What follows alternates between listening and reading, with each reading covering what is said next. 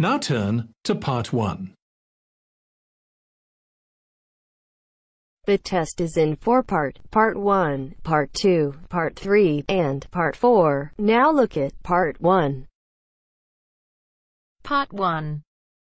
You will hear a woman being interviewed by a market researcher in a health club about her membership of the club. First, you have some time to look at questions 1 to 5.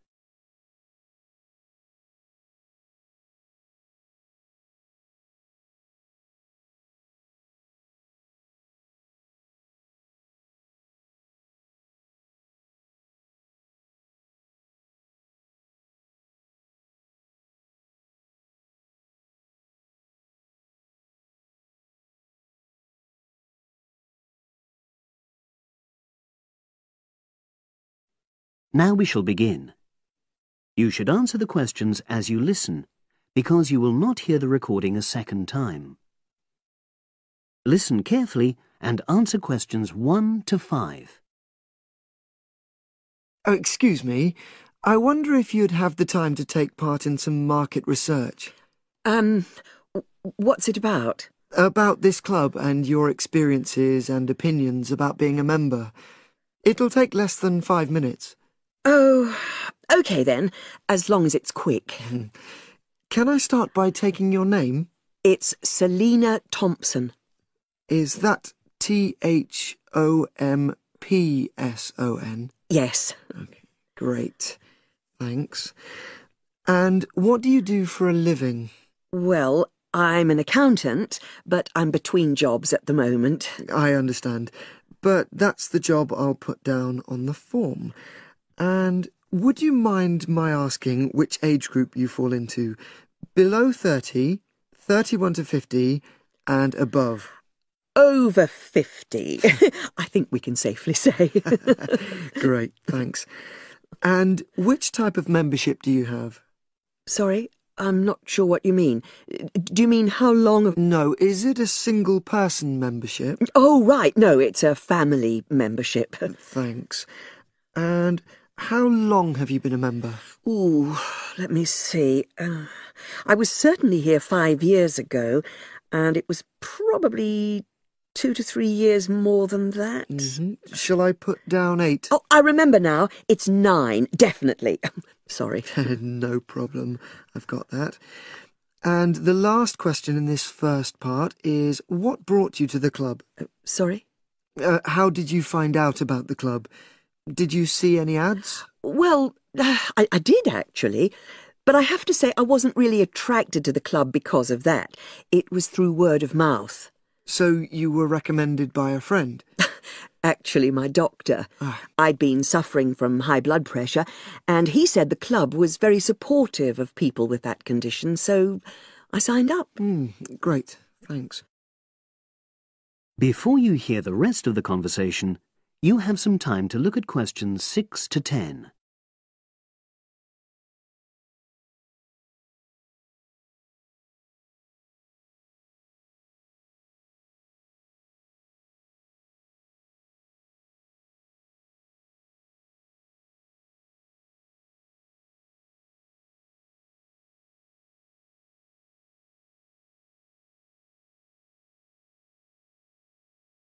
Now listen and answer questions 6 to 10. Now, for the second part of the form, I want to ask a bit more about your experience of the club. Sure.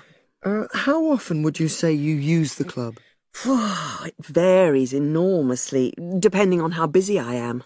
Of course. But on average, per month? I'd say it averages out at twice a week. OK, so 8 on average. Yeah, and 4 of those are aqua aerobics classes. That leads me to the next question. Would you say the swimming pool is the facility you make most use of? Fair to say that, yep. Right, thanks. And are there any facilities you don't use? One area I realise I've never used is the tennis courts. And there's one simple reason for that. You don't play tennis? Actually, I'm not bad at it. Oh. It's that I'm not happy having to pay extra for that privilege. Oh, right. I've made a note of that. Thanks. Now, in the last section, are there any suggestions or recommendations you have for improvements to the club? Only about health and fitness? Anything at all? Well, I'd like to see more social events. It isn't just a question of getting together for games or classes, but other things, you know. Yes, sure. And another thing that I was thinking, when I had my yoga class in the gym last night, we were all sweltering in the heat, was that I think they should put in, or, you know... air conditioning. That's exactly what I mean. The rooms are really light and well designed, but they do need proper installations. Sure. Well, I've made a note of that. Good. So, is there anything else you'd like to suggest? About quality of service, for example? Oh, everyone's very nice here. They couldn't be more friendly and helpful. Oh, but I tell you what, it's a shame the restaurant isn't open in the evening on Saturday, and Sunday as well, for that matter. Oh. So the club should... open it later on those days. OK. Well, thank you very much. That's all the questions I have.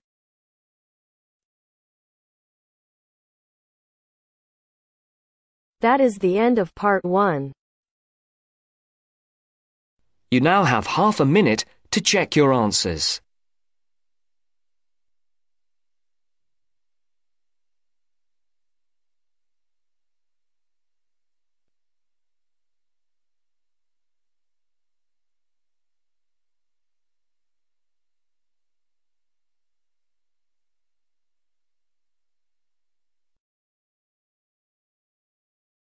Now turns to part 2.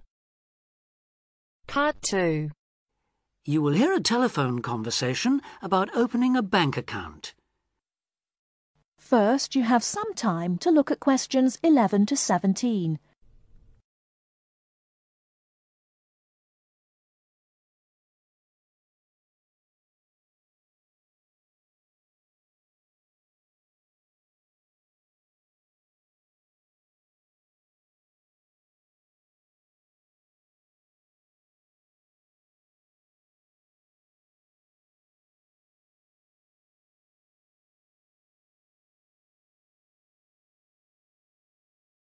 Now, listen carefully and answer questions 11 to 17. Expats Helpline, Terry Davies here. What can I do for you? Hello, Terry. I've been in this country for a while, and I've just been offered a job in the city, so I think I'm going to need to open a bank account. I haven't had one before, so I'm wondering what papers I need.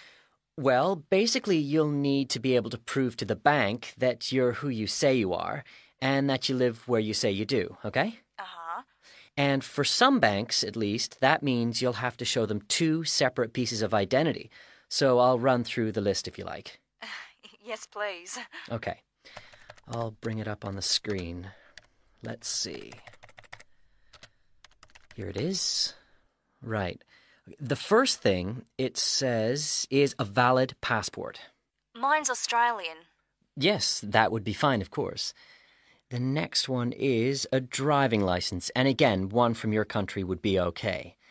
Then that's followed by birth certificate. Oh, hang on, that's only if you're under 18. Which I'm not. Right, so not that then. But you can also show them a benefit book. For instance, if you're in ill health, or unemployed, or getting income support. Yes, I could bring that. Or a letter from my employer, maybe? Well, that's not actually on the lists, so we'll have to assume you can't. Okay. And to prove where I live? Again, there are several possible things listed here. For instance, you could use a bill for council tax, or something else for where you live, such as an insurance certificate. I've got one of those, somewhere among all my papers. But what about bills? Things like phone bills, I mean. As long as it has your address on it, yes, fine. So a bill for my mobile would do, would it? I'm afraid it would have to be for a fixed line phone. You could use other types of household bill, though, as long as you get them through the post. How about an electricity bill? That'll say where I live, won't it? If it's in your name and not that of a landlord, yes. It is, so I'll probably take that then. There's one other you might want to use. A vehicle registration document. If you have a car or motorbike or something, of course. No, I haven't actually. Now, I believe there's a bank actually inside the commercial centre, and I might open an account there, seeing as how that's where I'll be every day. Yeah, that would seem to make sense. I know people who bank there. I actually read about it in a city guide. My cousin picked it up when he was here a couple of years ago, and I made a few notes. Do you mind if I run through them with you now, just to make sure the details haven't changed? Fine, go ahead. Okay, first question. It's still a branch of the Popular Bank, is it? The one with links to Australian banks? No, it's actually been taken over by another big banking group, the Savings Bank. It still seems quite popular, though, especially with people doing business in the Asia-Pacific area. And when is it open, Monday to Saturday? I'll have to check their website for that. Give me a second or two, will you? Sure. Right. I've got it. Customer service, and it's just weekdays, I'm afraid. Does it say what their business hours are? I'm just looking for that. It's on a different page for some reason. I think there's been a change at some banks in the last year or so. Yeah, here it is. It's open from 9:30 in the morning till 3:30 in the afternoon. And it's on the top floor of the main centre building, is it, next to the travel agency? That's where it used to be, but they've since moved it to a slightly bigger place. It's on the ground floor now. Oh. And one last thing on this. I know most banks give incentives to young people to open accounts with them, but apparently this one didn't. Do you know if they're offering anything these days? I'll just check. I'm sure they'd say so on their new clients page if they were. No, there's nothing mentioned here. That's a pity. I was quite looking forward to getting my free gift. Before you hear the rest of the talk, you have some time to look at questions 18 to 20.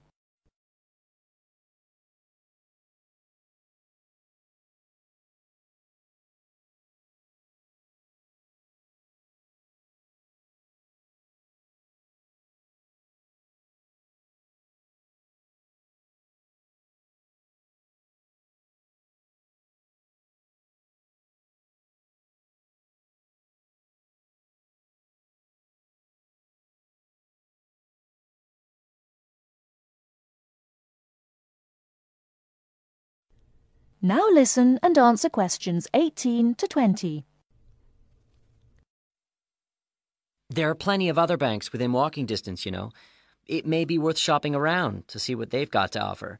Longer opening hours, including Saturdays, perhaps less crowded. Can you tell me how to get to a couple of them? I know where the commercial centre is, so that's probably my best starting place. Sure. For the Royal Bank, you need to turn left when you leave the centre, go along Market Street past the post office, and turn left up Bridge Street past the Shaw Theatre. Then you take the first right. You'll see an internet cafe on the other side, and the Royal is just a bit further along on the right, directly opposite the Park Hotel.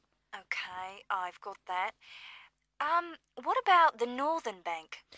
For that one, you turn right as you come out of the centre and go along Market Street until you come to the junction with West Street. There you turn right again and carry on up as far as the next junction, where you take a left. You'll see the bank from there. It's the third building on the right. Fine. And the last one, the National Bank? You can go either way from the centre, really.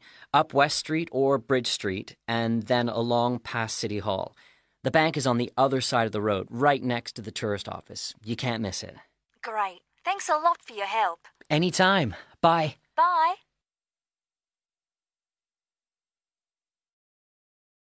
That is the end of part 2. You now have half a minute to check your answers.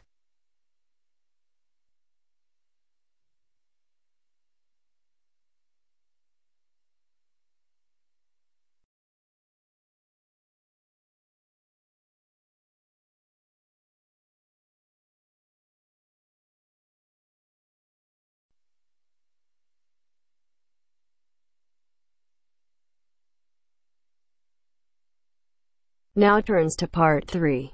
Part 3. You are going to hear a lecture about the Miners Hotel. First, you have some time to look at questions 21 to 24.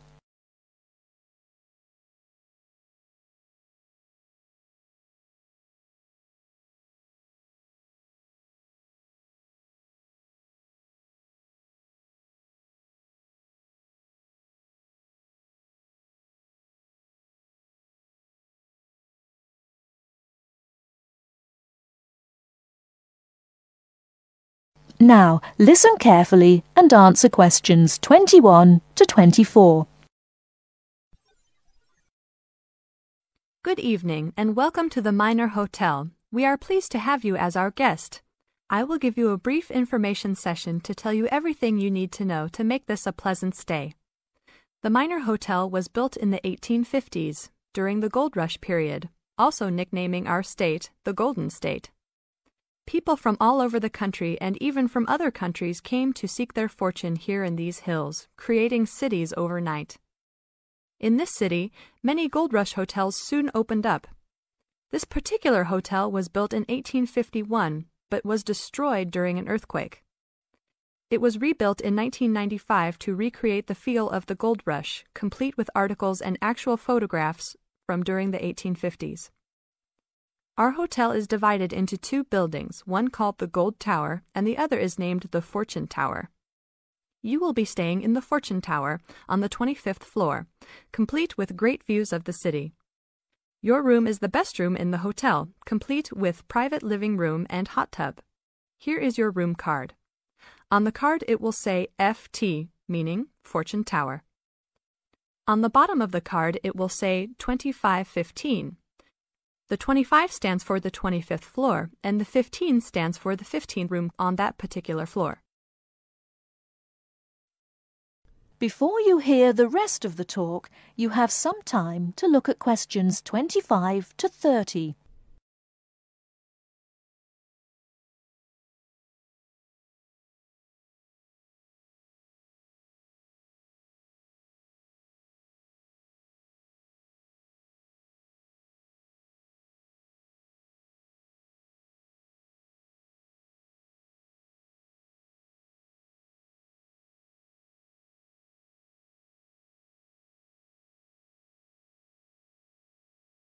Now listen and answer questions 25 to 30. There are emergency exits in both towers of the hotel. They are located on the south side, opposite the elevators. Please use these in case of a fire or other emergency. We have some special events happening this week. Our Miners Diner is offering a special Miners Buffet dinner this Friday and Saturday for only $20 per person. This special includes all food, not including drinks and alcohol, and shows for the night. The buffet will be available from 5 to midnight. Because of the historical significance of our hotel, there are some special rules. The first rule is that there is no smoking allowed anywhere in the building, not even in your own room. This is not only to ensure the safety and health of our guests, but also the furniture and pictures can be easily damaged by smoke and other harsh treatment. Please remember that there are items of furniture over 100 years old here, so respect the rules by not smoking. Secondly, please do not take pictures using a flash of any of the drawings and paintings in the rooms or hallways, as they are old and fragile. We are doing our best to preserve a national treasure, so please help us in doing so. Lastly, you will only have one set of towels and bed sheets per 3 days. This is to conserve the water supply, as there are frequent droughts this high up in the hills. If there are any further questions, the staff of the hotel will be available to answer your questions. In the event that no one is able to answer your questions, I will also be available from 8 a.m. to 5 p.m. each day in the concierge. I hope you enjoy your stay here with us. Thank you very much. That is the end of part 3. You now have half a minute to check your answers.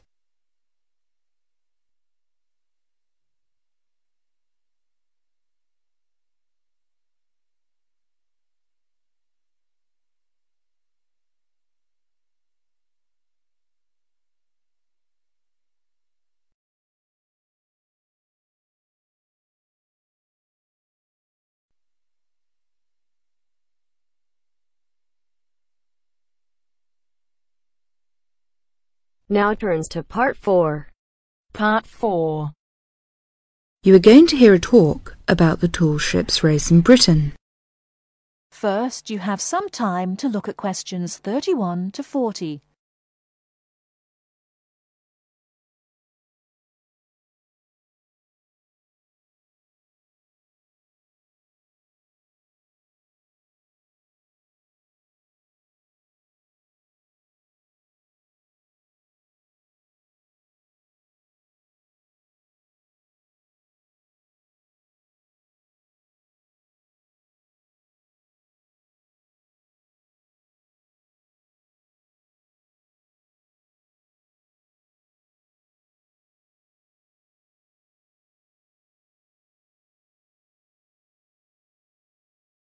Now listen carefully and answer questions 31 to 40. In July 1956, a fleet of 21 sailing ships from 11 countries raced each other from Torbay in Devon to Lisbon. The ships had been converted from cargo carrying to sail training ships. However, their future seemed uncertain, and the purpose of the gathering was to mark the passing of the age of the sail. What happened instead was that the sailing ships refused to say goodbye, and 2 years later they raced again, and the fleet was even larger. It was then that the title the Tall Ships was given to them, and the name remains today. The original organisers, the Sail Training Ship International Race Committee, now called the Sail Training Association, saw that a new international movement had begun, adventure training under sail. As race succeeded race, it became clear that the events had more to do with bringing adventure and widening the horizons of young people than of commemorating the passing of sail. Now, sail training ships began to be specially built, and young people from all walks of life wanted to participate. Now, to compete, a vessel has to satisfy just 3 requirements. It has to have a minimum waterline length of 9.09 metres. Half its crew must be between the ages of 16 and 25, and its principal means of propulsion must be a sail. Since 1972, the race has been sponsored by Cutty Sark Scots Whisky, and it has started to attract huge crowds of spectators. In 1984, more than 250,000 people lined the River Mersey in Liverpool to watch the fleet set off. And in 1986, 2 million spectators joined Her Majesty Queen Elizabeth at Newcastle upon Tyne to watch the parade. 1989 was the year that the spectacular Cutty Sark Tall Ships race started from London. A grand fleet of up to 100 vessels gathered on the River Thames near Tower Bridge on Tuesday the 4th of July. The only thing that the racing yachts, ancient and modern, had in common was their young crews. Few were expert sailors, and the majorities were strangers to the sea and to each other. Between Tuesday the 4th of July, when the fleet began to assemble, and Saturday the 8th of July, when the ships took part in a grand parade of sail down the River Thames, vessels were berthed on either side of Tower Bridge. Some were moored in the Pool of London, opposite the Tower of London, while others were moored to the east of Tower Bridge. Smaller vessels were accommodated in St. Catherine's Dock. Many of the larger ships were open to the public. It was an amazing and historic spectacle as the ships sailed slowly up the River Thames. That is the end of Part 4. You now have half a minute to check your answers.